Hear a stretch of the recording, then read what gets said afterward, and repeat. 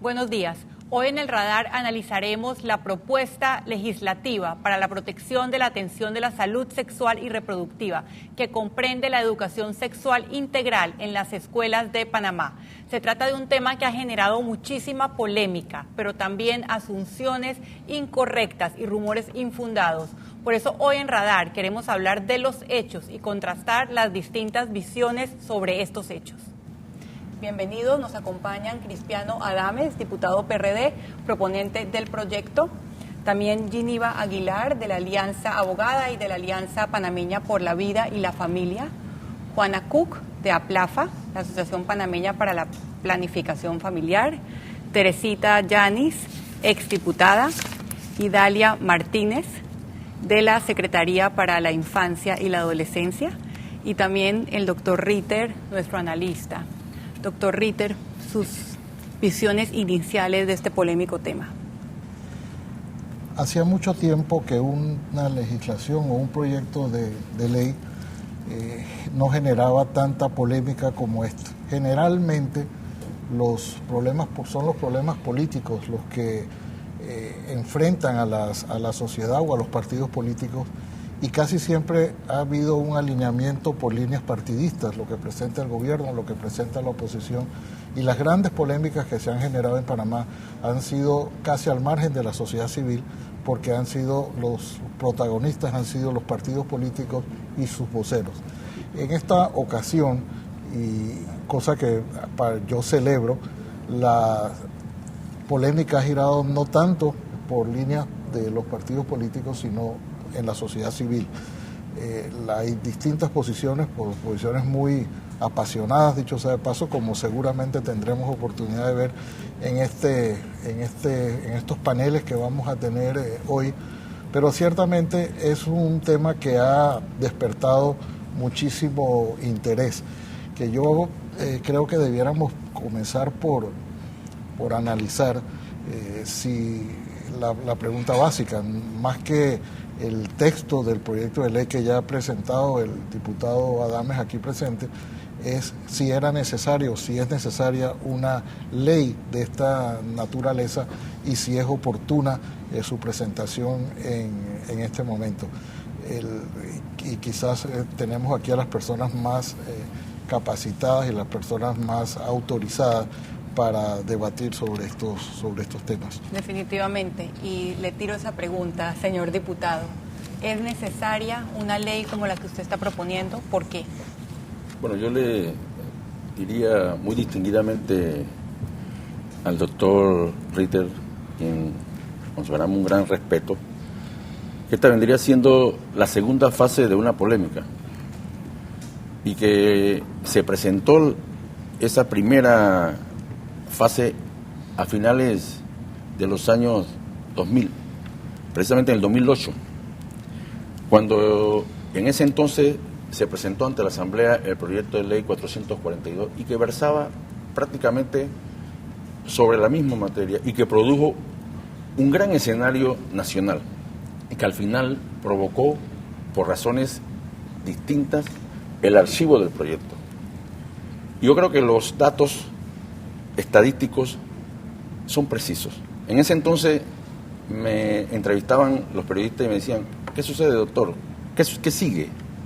Bueno, lo que sigue es el incremento de los embarazos precoces, seguirá los abusos infantiles en incremento tal y como lo destacan las estadísticas actuales, seguirá la disfuncionalidad de la familia, seguirán las prevalencias de enfermedades de transmisión sexual en un grupo generacional que representan a las futuras generaciones de nuestro país. Diputado, usted argumenta que los embarazos en adolescentes, por ejemplo, que son 4.425 en este momento, han aumentado por la ausencia de una ley como esta.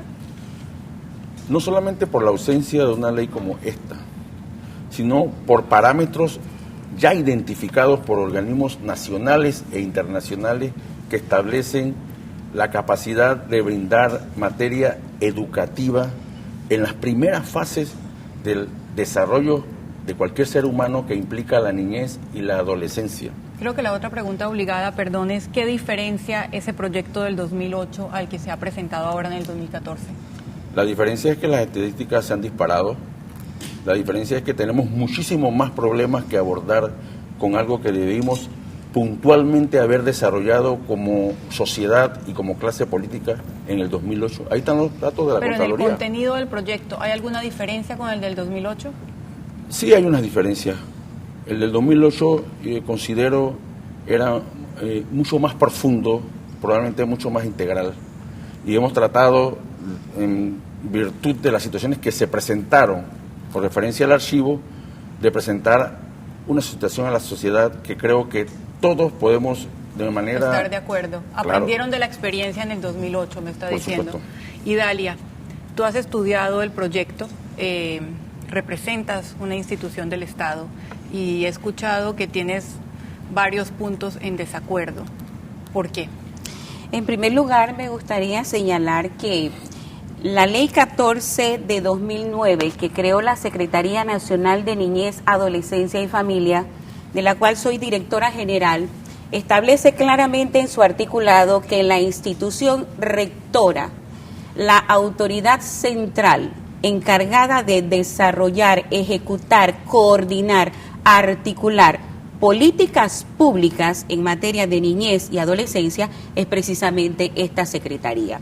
Por eso es necesario que aquí abiertamente se señale a la opinión pública que, por ejemplo, cuando en el título del proyecto se hace mención a por la cual se adoptan políticas públicas en educación integral, comenzando no menciona educación sexual. En educación integral, atención y promoción de la salud. En su contenido no hay ningún artículo que establezca, mencione, enumere, desarrolle, ni haga alusión a un plan académico, a un contenido curricular que venga a responder o a llenar vacíos o a dar respuestas en el tema de educación sexual.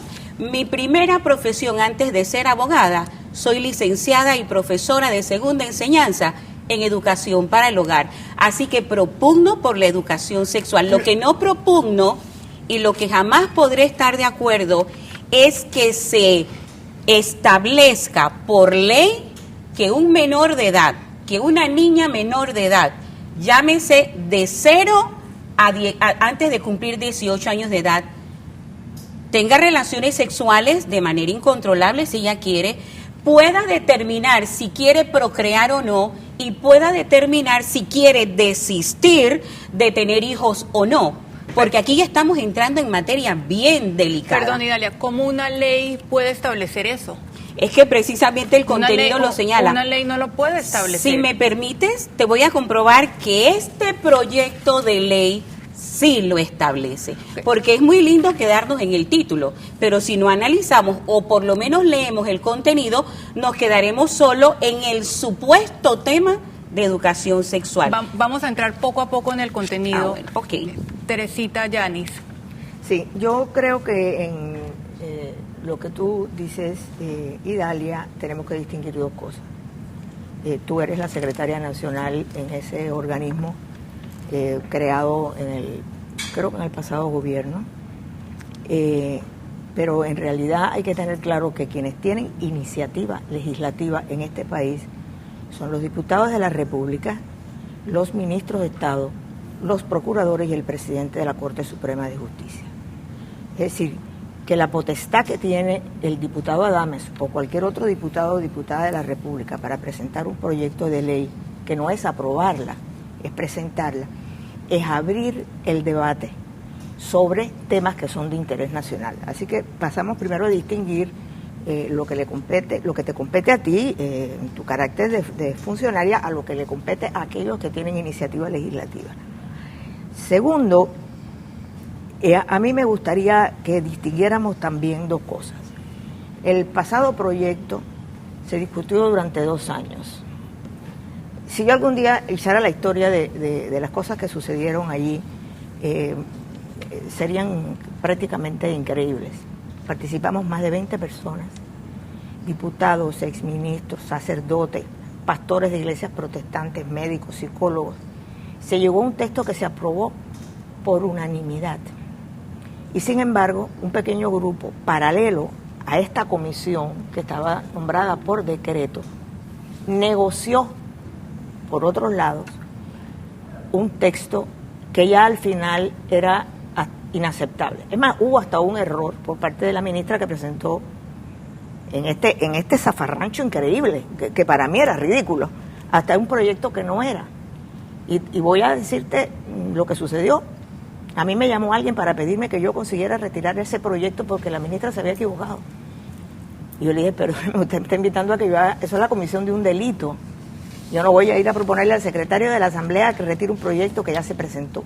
Así que eso nació mal, no por el contenido, sino por la forma.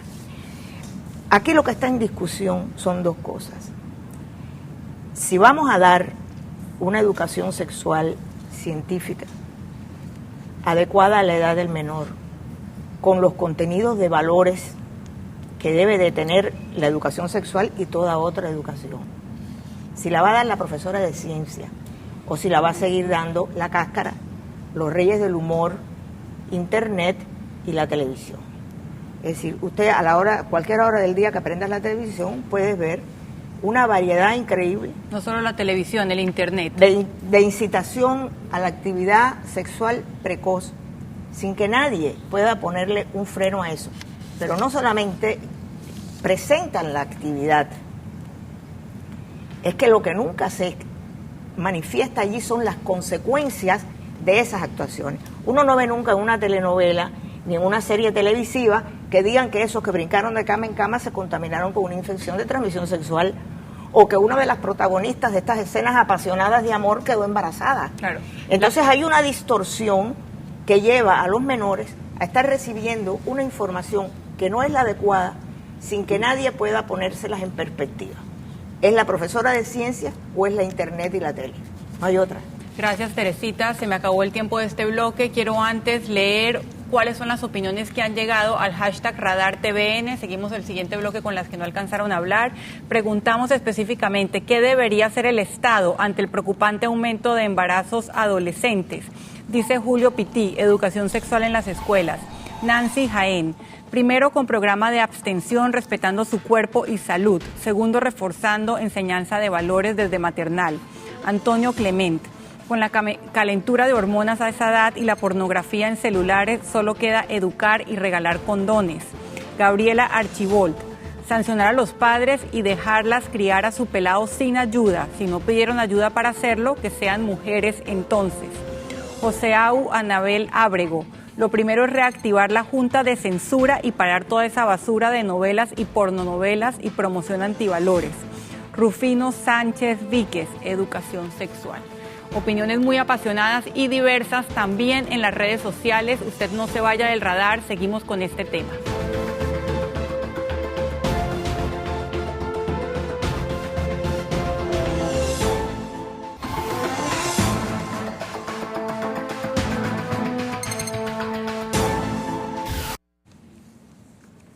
Seguimos en Radar hablando del polémico proyecto de educación sexual que se encuentra en este momento en la Asamblea.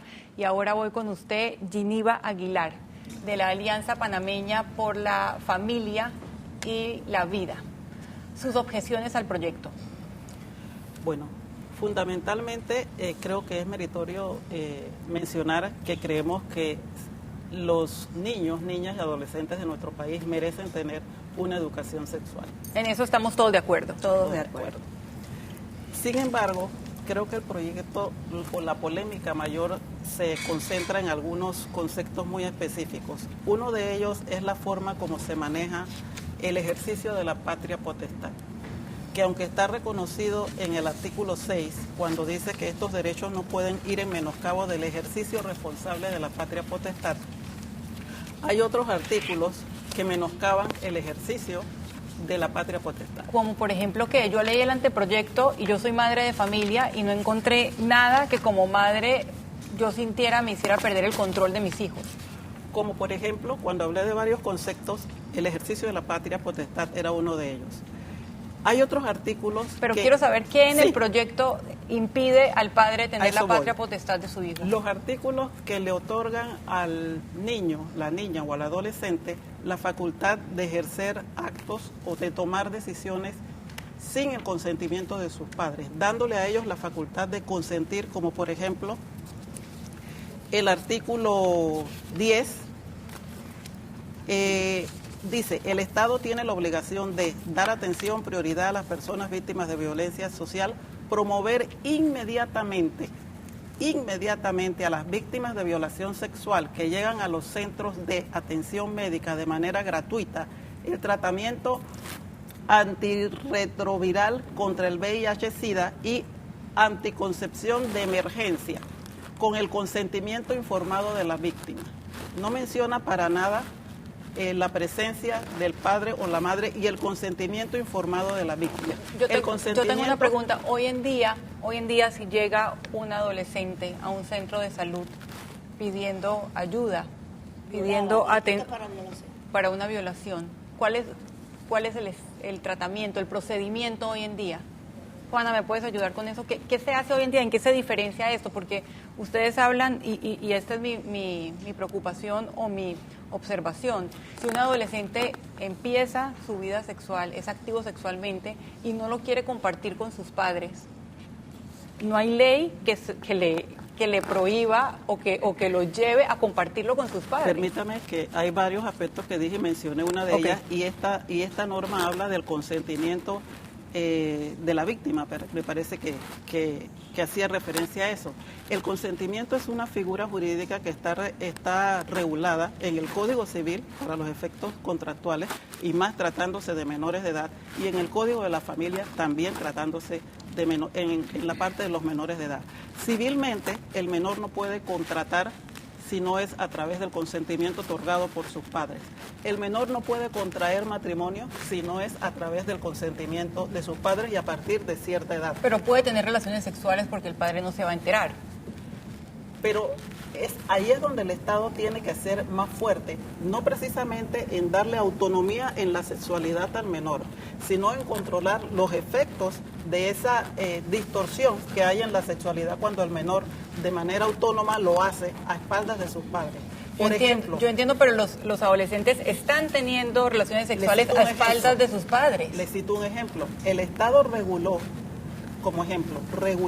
el conocimiento de la violencia de género que llegara a las autoridades competentes, lo reguló a través de un protocolo que no existe en los casos de violencia sexual. Sí existe protocolo. Sí existe. Cuando sí hay, existe protocolo. Entonces, ¿por qué no se practica y no llega? Si están diciendo que no llega, existe un protocolo en violencia de género con un formulario que creó la Ley de Violencia Doméstica, que los médicos en todos los hospitales públicos y privados tienen obligatoriamente que llenar. Con eso se evitaba que la víctima, muchas veces por vergüenza o por temor al infractor, no ponía en conocimiento, no denunciaba la violencia. Ahora, a través del Instituto de Medicina Legal llega ese formulario y la autoridad competente asume conocimiento de la violencia de género.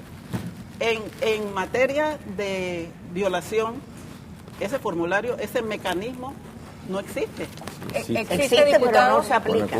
Juana, Pero eso es otra cosa. Eso es otra cosa. Pero ¿Cuál es el procedimiento establecido en este momento en salud pública? Existe un protocolo de Claro que atención sí. para víctimas sobrevivientes de abusos sexuales, y el protocolo pasa necesariamente por el Santo Tomás, que es el primer llamado a dar la anticoncepción de emergencia y a ofrecer el tratamiento antirretroviral contra el VIH-Sida. Detente ahí un momento. En este momento, el Santo Tomás, por ley, puede dar El protocolo está incluido, de hecho, para víctimas de violencia para víctimas sexual. de violencia sexual existe este protocolo. Existe, o sea que esto, que es supuestamente lo más polémico del proyecto, ya existe. Pero solo en el Santo No solamente eso. los centros de salud, Creo que es todos. importante recalcar el hecho de que el decidir tener relaciones sexuales no es algo que se faculta, es algo que de hecho se da. Sí. Y en este sentido es importante que nosotros recalquemos que según datos recientes del año 2013, hay un índice o un número importante de personas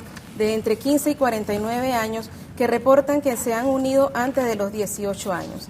Entonces, en este sentido, y es nuevamente que tenemos que recordar que este proyecto de ley no solamente está protegiendo a las personas, adolescentes, niños y niñas, sino que tiene un ámbito de aplicación a lo largo del ciclo vital de las personas. Solamente para recalcar que 1 de cada 4 mujeres en Panamá de entre 15 y 49 años reportan haberse casado o unido antes de los 18 años. Por lo tanto, esto reconoce no solamente el derecho a los métodos de planificación familiar, incluyendo los naturales, de las personas adolescentes, sino sobre todo a aquellos quizás que son adultos o que están casados y casadas. Idalia. Mira, cuando señalé la importancia de la Ley 14 de 2009, jamás es desconociendo la iniciativa legislativa de ningún diputado ni de ninguna diputada en la República de Panamá. Lo que estoy señalando es la razón por la cual estoy aquí oponiéndome a la afectación y al desconocimiento de que en materias públicas de niñez y adolescencia hay que tomar en cuenta a CENIAF, pero no solamente a CENIAF, al Ministerio de Educación en lo que le compete, al Ministerio de Salud en lo que le compete. Mira, en la exposición de motivos se manifiesta en este proyecto la situación de los embarazos y señalan niñas, adolescentes.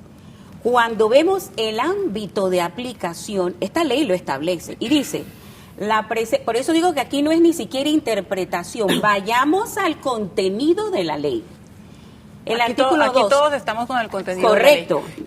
Porque no es hablar de lo que yo creo, lo que yo pienso, es lo que dice la ley. Que he leído en redes sociales muchísimos comentarios que no están basados en el contenido. El artículo 2 textualmente dice, la presente ley debe ser aplicada en el ámbito nacional en todos los establecimientos de educación básica general. ¿Quiénes asisten a la educación básica general? Y a continuación dice media y sí, universitaria. licenciada, me permite. Con gusto.